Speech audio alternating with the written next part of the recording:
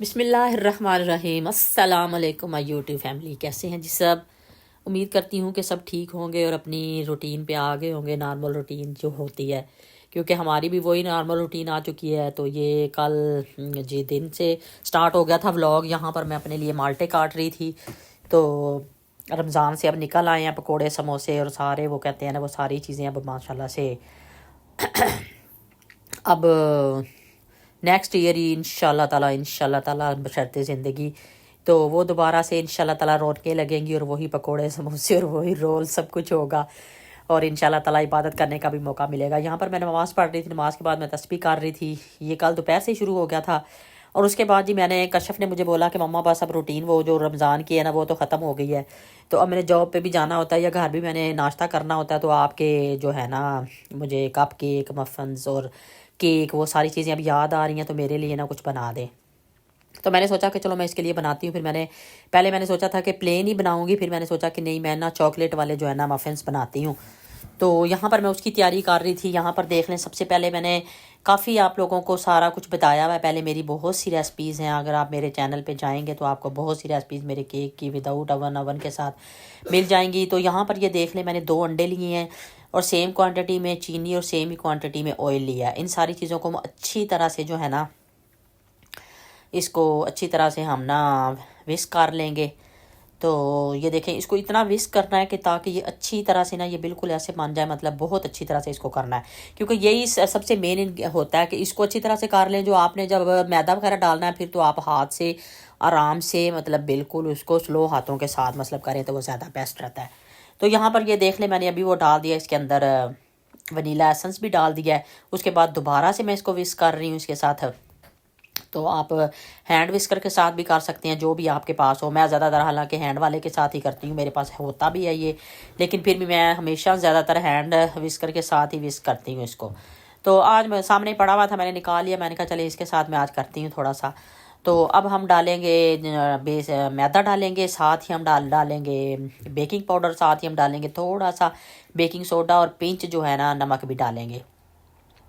तो ये सारी चीज़ें डाल के हम अच्छी तरह से इनको छान लेंगे, तो ताकि कोई भी उनके अंदर गुठलियाँ वगैरह ना रह जाएं। तो ये देखें, इसको छान रहे हैं। जितनी देर में मैं छान रही हूँ इतनी देर में आप लोग जल्दी से प्लीज़, जो भी मेरे बहन भाई जिसने भी मेरे चैनल को सब्सक्राइब नहीं किया हुआ, आप लोग जल्दी से मेरे चैनल को सब्सक्राइब कर लें।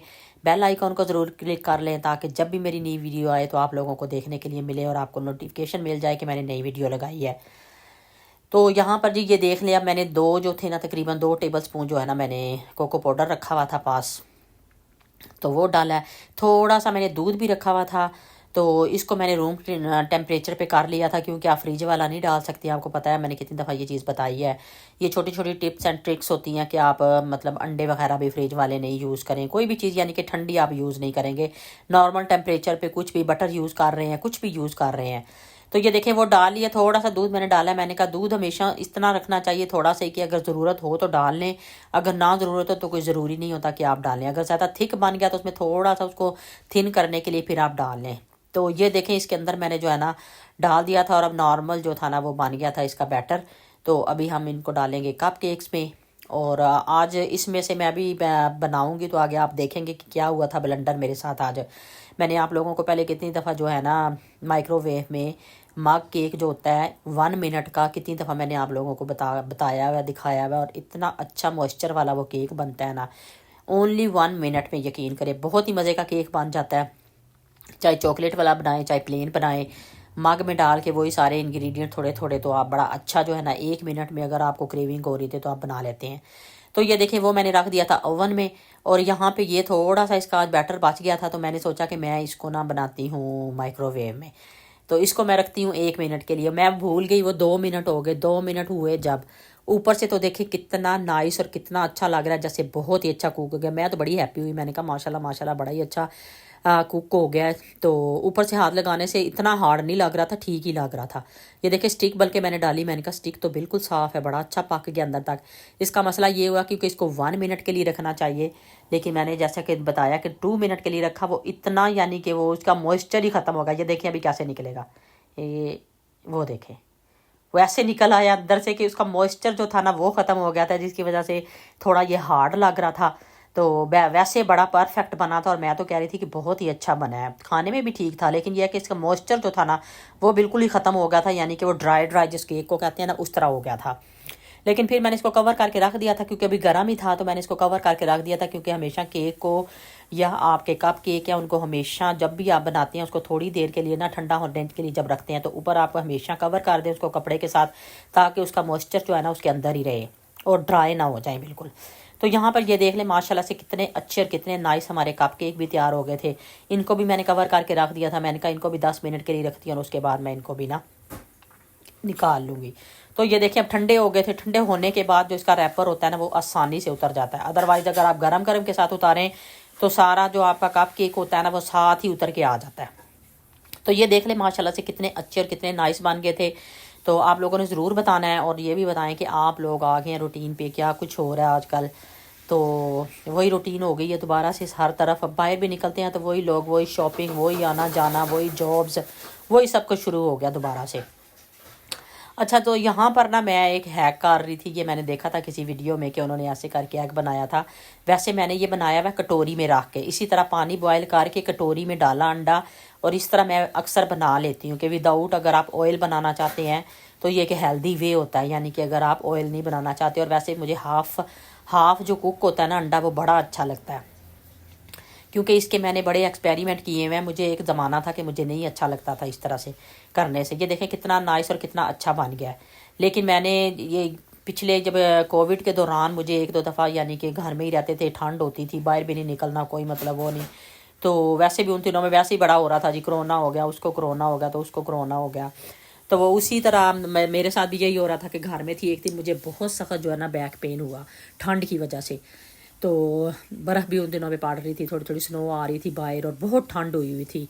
हालांकि घर तो गर्म ही होते हैं, लेकिन फिर भी थोड़ी बहुत वो दायरा ठंड से आपकी तबीयत ख़राब हो जाती है। तो मेरी इतनी तबीयत ख़राब हो गई थी कि मुझे ये, अभी मैं आपको ये बता देती हूँ कि यहाँ पर मैं बनाने लगी हूँ कुछ की जो है ना वो बनाने लगी हूँ मैं सैलड बनाऊंगी कुछ का आज। तो सारा प्रोसीजर अभी देखते जाएं। सबसे पहले मैंने ये देख लें एक बाउल वो जो था ना छोटा सा वो लिया था कुछ का, और मैंने बॉइलिंग वाटर जो है ना वो इसके अंदर डाल दिया। इसको 10 मिनट के लिए मैं कवर करके रख दूँगी। ये बड़ा अच्छा जो है ना हमारी कुछ जो है ना वो तैयार हो जाएगी। आप लोगों को पता है बहुत से लोगों को ये मोरक्कन जो है ना है डिश है ये, और मोरक्की जो है ना बहुत शौक से खाते हैं। तो मैं अंडे का बता रही थी आप लोगों को कि अंडा मैंने मतलब मैं हमेशा फुल कुक अंडा खाती थी, चाहे आपने फ्राई किया हुआ है चाहे उसको बॉयल किया हुआ है। लेकिन उस वक्त जब मुझे दर्द हुई और मैंने एक दो दफ़ा वो खाया तो मुझे इतना आराम आया, यानी मुझे फौरी तौर पे ना मतलब पेन में मुझे मतलब रिलीफ मिला। तो इससे मुझे पता चला कि ये अंडा बहुत ही अच्छा है। अगर आपकी तबीयत इस तरह ख़राब हो, आपको बुखार और ठंड है बहुत ज़्यादा, तो अगर आप इस तरह खाएं तो वो बहुत ही जो है ना वो आपके लिए इफ़ेक्टिव होता है। तो यहाँ पर देख लें सारी चीज़ें आप देखते जा रहे हैं कि मैंने क्या क्या डाला है इसके अंदर। तो अभी सैलड के पत्ते डालने हैं इसके अंदर। अब ये देखें बर्तन थोड़ा छोटा रह गया, कुछ डालिए। सबसे पहले थोड़े से अनियन डाले हैं, गाजरें देखी हैं आपने मैंने कितने अच्छे तरीके से ना वो जो था हमारा पीलर होता है, उस पीलर में आपको पता है कि 2-3 तरीके के उसके पील करने की जगह होती है। इतना अच्छी पील होती है ना गाजरें, इतने मज़े की, और आपको ज़रा हार्ड नहीं लगती, खाते हुए पता ही नहीं चलता कि आप गाजर खा रहे हैं। वैसे तो आपको पता होगा कि गाजर काफ़ी हार्ड होती है और खाते हुए बंदे को पता भी चलता है अगर छोटे छोटे स्लाइसिस में काटो या जैसे भी काटो, लेकिन वो इतनी बारीक कट जाती है कि वो इतना पता ही नहीं चल रहा था कि आपने गाजर भी डाली है या नहीं। और गाजर आपको पता है कि बहुत हेल्दी होती है। तो अभी इसकी ड्रेसिंग तैयार कर लेते हैं यहाँ पर। तो यहाँ पर मैं डाल रही थी इसके अंदर लेमन को स्क्वीज़ कर रही थी यहाँ पे। तो मैंने कहा लेमन जूस निकाल लूँ जल्दी से पहले, और फिर बाकी चीज़ें भी आपको साथ साथ बताती हूँ।